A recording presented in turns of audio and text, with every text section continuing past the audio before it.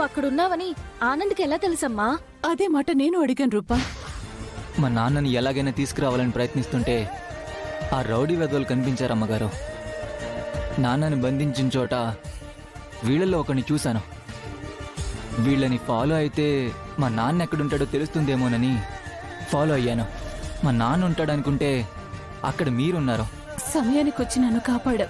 Thanks Anand. Sorry అమ్మగారు, నాన్నని తీసుకురాలేకపోయాను. ఆ పెళ్లి ఆపలేకపోయాను.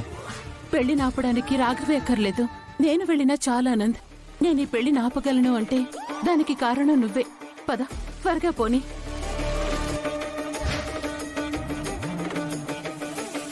మండపం వరకు తనే తీసుకొచ్చాడు.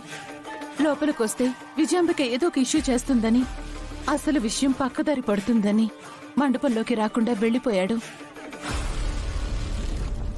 ఆ దేవుడు ఆనంద్ రూపంలో వచ్చి ఈ పెళ్లి నాపాడు. పెళ్ళాగిపోతే 2 పెళ్లిళ్ళు ఆగిపోతాయి అనుకున్నాను. కానీ పెద్దయ్య గారు మాత్రం ఈ పెళ్లి ఎలాగైనా చేయాలనుకుంటున్నారు. ఇంకో గంటలో అమ్మాయి గారి పెళ్లి. ఈ పెళ్లిని ఎలా ఆపాలమ్మగారు?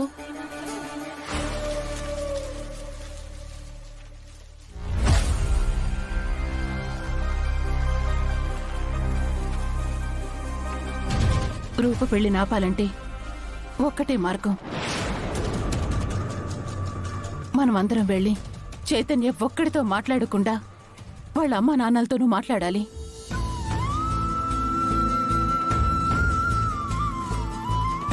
చైతన్య ఒప్పుకోడమ్మా.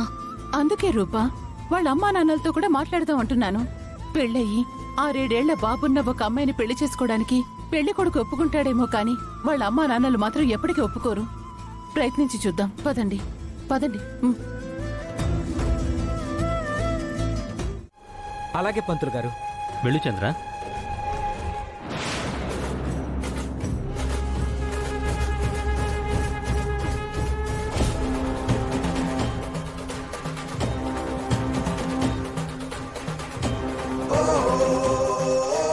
పదండి పదండి, తొందరగా పదండి.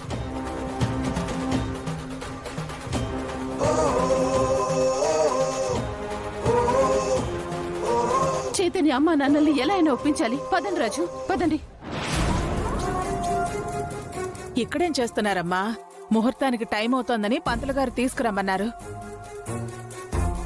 రామ్మా రుక్మిణి. రాజు, నీ పెళ్లి ఆగిపోయిందని అన్నయ్య చాలా బాధపడుతున్నారా. ఈ టైంలో నువ్వు అన్నయ్య పక్కనుంటే బాగుండేది. నువ్వు ధైర్యం చెప్తే అన్నయ్య ధైర్యంగా ఉంటారు, లేదంటే అన్నయ్య తప్పు చేసిన ఫీల్లోనే ఉంటారు. ముహూర్తానికి టైం అవుతుంది, పదండి. రండి, ముహూర్తానికి టైం అవుతోంది.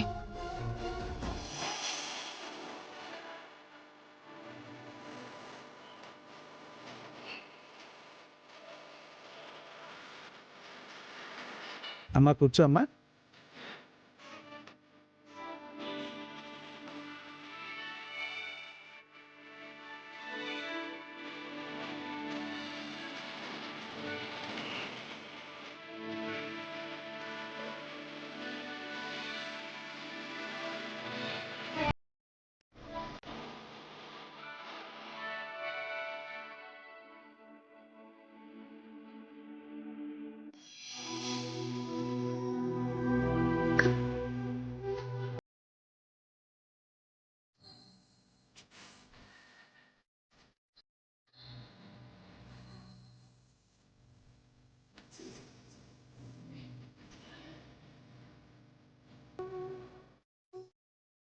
అనగనగనగా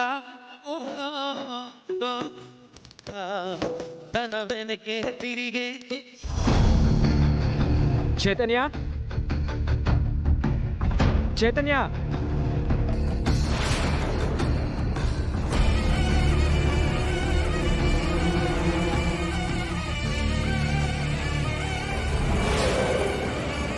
అన్నయ్య, అన్నయ్య. అయ్యా, అబ్బాయిని తీసుకురండి. రాజు, చైతన్యం తీసుకురా. అన్నయ్య, అన్నయ్య. ఏమేం చంద్ర? చైతన్య కనిపించట్లేదన్నయ్య.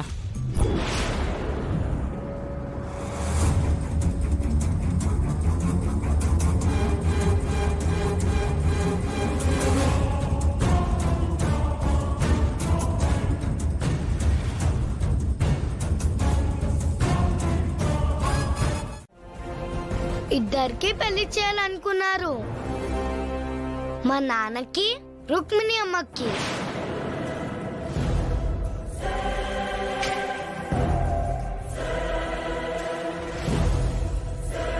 మా నాన్నకి పెళ్లి చేయాలనుకున్న మనిషి తప్పున మనిషి కాబట్టి దేవుడే తప్పించాడు. రుక్మిణి అమ్మకి పెళ్లి చేయాలనుకున్న మనిషి ఏమో లెటర్ రాసి పట్టి తప్పించుకున్నాడు.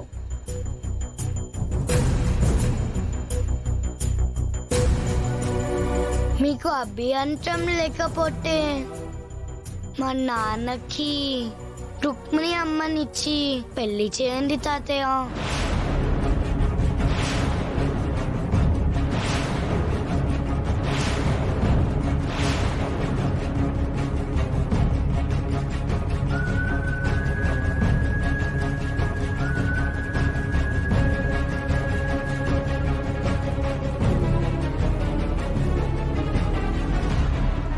మా నాన్న నేను ఒప్పిస్తాను తాతయ్య.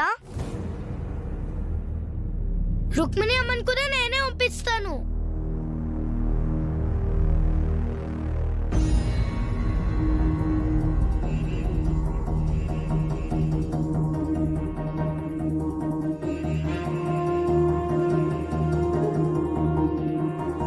అమ్మా రుక్మిణి, నువ్వు ప్రేమించిన వాడు నిన్ను మోసం చేస్తే నేను నమ్మినవాడు నన్ను మోసం చేశాడు.